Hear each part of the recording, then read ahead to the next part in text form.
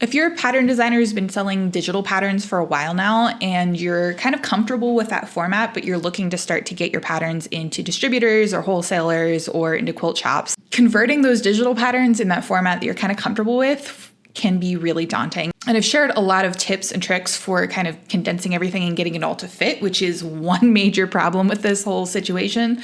But let's talk about kind of the elements that are critical for paper patterns that are probably new to you in some ways and may or may not even exist in your digital patterns. There's some nuances to paper patterns that you just don't really think about until you get into it. So that's what we're going to talk about today. So before I jump in, let's talk just for a minute about what a paper pattern is. So this is not just a printout of your digital pattern that's full, 8.5 by 11 inches of paper.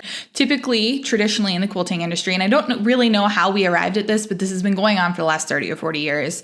Paper patterns are always booklets. So they're half sheet booklets. They're 8.5 by 5.5. And you would have a front and a back cover and then your pages in the middle. Those pages in the middle could be kind of front and back pages in the same format, or occasionally people will kind of fold up their standard printer paper and stick it inside of this beautiful cover. Not a huge fan of doing that because it just feels a little bit cheaper to me. And in this kind of modern day and age, the quality of printed patterns is really increased. And so typically the people that are still doing that are more traditional designers that have been around for a while. I think, in the last, I would say 10 years or so, the industry's kind of moved forward and the expectations of what they're getting for a paid paper pattern have really increased. And so a lot of customers tend to be a little bit disappointed if they're paying good money for just a shiny cover and then printed out black and white sheets of paper in the middle. Personal opinion, but there it is.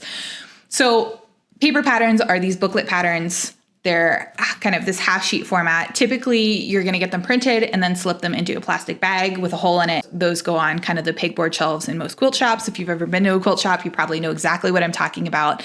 And so what the customer is seeing when they are deciding whether or not they want to buy this pattern in a quilt shop is literally just a front and back cover. They don't have the ability to pull it out and open it up. Some people do, but that's generally frowned upon in quilt shops. And so making sure that you have all of the information on those kind of back and front covers that the customer needs to make a decision about whether or not they want to purchase is really important. That's where a lot of these kind of essentials are coming from. So the first critical thing that you have to include in your paper pattern is the fabric requirements on the back cover. So this is in contrast to a digital pattern where you're really only used to doing kind of that front cover, that first page, and then the rest of it is just kind of the guts of the pattern that only somebody who's bought it can see. In a paper pattern, both the front and the back covers are going to be visible to the purchaser before they buy it. That's kind of your advertisement in the quilt shop, right? So you have to design that cover, which is new, but really critically important is including the fabric requirements on the back cover. And the purpose for this is because a lot of times people will go to a quilt shop and they'll pick up a pattern and then they'll go over to the fabric section and buy the fabrics that they want for that pattern the same day, right? So it's all getting bought in the same purchase. They don't have the opportunity to buy the pattern, take it home, have a look, open it up, see the fabric requirements, and then pick out their fabrics from there. And so you have to have the fabric requirements on the outside of that pattern so that they can see them and decide if they have enough fabric for it or if they need to buy more. And traditionally in the quilting industry, the fabric requirements are always on that back cover. The second kind of element that's really important to have is a UPC barcode. Now, UPCs are kind of unique to the US and Canada, North America, more or less. But if you're selling outside of the US and Europe, there are kind of similars to barcodes that basically look the same. It's just the numbering convention slightly different. They have more numbers, basically EANs and things like that. For the purposes of this video, I'm just going to kind of treat them all the same because the reality is that typically when you buy barcodes, you get all of those other numbers as well. And it just depends where your target market is, which one you're putting in your actual quilt pattern. So UPC barcode is just this thing down in the corner, right? It's the stripy barcode that you're used to seeing in all of the stores. The reason this is important is because most quilt shops are stocking a ton of products, and the way that they keep track of those is usually with some sort of inventory management system, and the barcode is what links the physical product to that inventory management system. And their kind of checkout system is tied into that, right? So when they start scanning these barcodes, that's what allows them to tally up kind of the total order purchase and all of that good stuff to check their customers out. And so this barcode is like the physical mark on your product that ties your pattern to the price that they're going to charge. And so having it there is usually a requirement if you're going to sell it through distributors, but also usually requested from most quilt shops because they're using these kinds of systems. Now, when you start looking into trying to get a hold of barcodes, you can quickly go down a rabbit hole, because there is kind of the traditional way of getting barcodes, and then there's the alternative way, which is what I would recommend going with. Traditional way is to go through kind of the Federal Trade Commission and register GTN1. It's a whole process, right? And it's very, very expensive, because you're registering like a business and a sector, and you have to pay a bunch of money to get these things. And then you get a whole slew of barcodes that have like a prefix that's unique to your business. That's really important for companies that are selling thousands of products. So clothing companies, like big mainstream brands, you're not that. Even if you're a super prolific pattern writer, you're probably not going to have more than 100 or so patterns under your name. It's just, I've never seen a designer with more than that, even if they've been in the business for 20 years.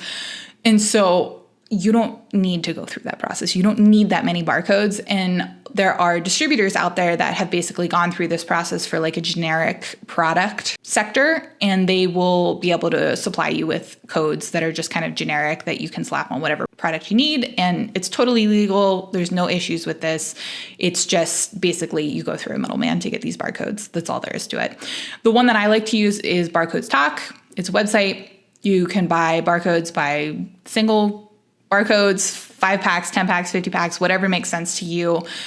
They'll send you all of the codes, so the actual digit numbers, as well as the images for them, which is what we're interested in. Some distributors will just send you the codes, but there are ways to generate those. Once you have the barcode number, you can generate the image for it online with some of these free tools. It's very, very easy. Just Google it. And then once you get that, basically it's just a matter of embedding that image somewhere on your pattern, on the cover somewhere, right? Because that's all that's going to be exposed when people are actually checking out in a quilt shop. Traditionally, what I see a lot of is putting the barcode on the back cover somewhere, usually towards the bottom, in either the bottom corners or in the middle.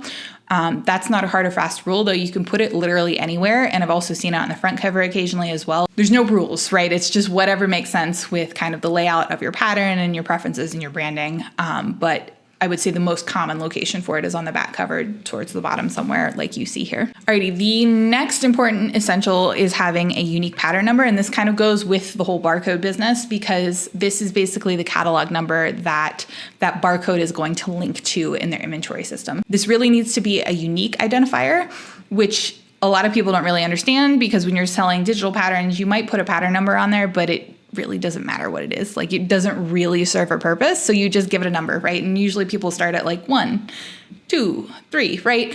But most quilt patterns designers do that. And so if everybody's using the same set of numbers, now that number is not unique. For a quilt shop that's selling 50, 60, 100 different kinds of patterns, right? So when you're thinking about print patterns, it's really important to make sure that this number ends up being unique.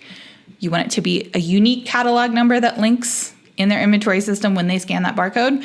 And so ways to make it unique, typically what I see a lot of people slapping initials on the front of their number, including a year in the number, or, you know, some abbreviation that signifies the pattern name, something like that. You can get creative with this. The really important thing is that it's fairly short. You don't want these things enormous, preferably without gaps in it. You don't want just like spaces, because this is an inventory code that a lot of softwares don't like having spaces in. But you can use literally anything you want for this. Get a little bit creative. It's just a way to uniquely identify your pattern compared to everybody else's patterns that they might be selling in the same quilt shop. The last kind of critical element that you have to have in a paper pattern, in my opinion at least, is a copyright statement. These are published patterns. It is your intellectual property, and whether or not you have actually registered the copyright, including that copyright statement, makes it look more professional, and also deters people from thinking that this is just kind of a generic thing that they can buy once and make 15 copies of for their quilt guild, right? So putting that on there somewhere can be front cover, back cover, both, which is what I do in my patterns, whatever makes sense kind of with your formatting, but make sure it's somewhere there. Included on the cover of your pattern is really important. Copyright statements are the copyright symbol, so the little circle C, the year, and also your business name. Those are kind of the 3 important elements of a copyright statement. And I have a blog post about this that kind of goes into this in more detail. I will link it here. Check it out if you are curious what all goes into a copyright statement, but make sure it's somewhere on your cover. So now that we've kind of talked about the must-haves, let's talk about some things that are nice to include. So the first thing that I like to include is difficulty rating. And again, I've got a blog post that outlines kind of my thoughts about this and how I go about assigning difficulty ratings.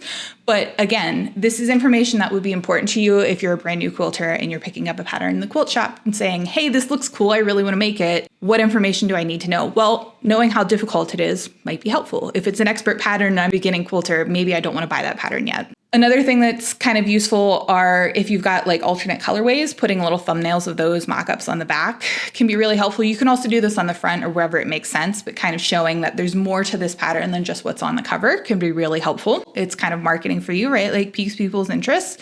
And then really the bottom line here is just that you want to have anything on the cover that would be useful to a quilter to know before they buy the pattern, right? That might influence their purchasing decision. So some kind of examples of that are like your website. People have smartphones, they can pull that up on their phone. If this is a brand new designer and they're like, hey, I've never seen this person before, am I gonna like this pattern? Like those kinds of questions, they can pull it up on their phone real quick and have a look.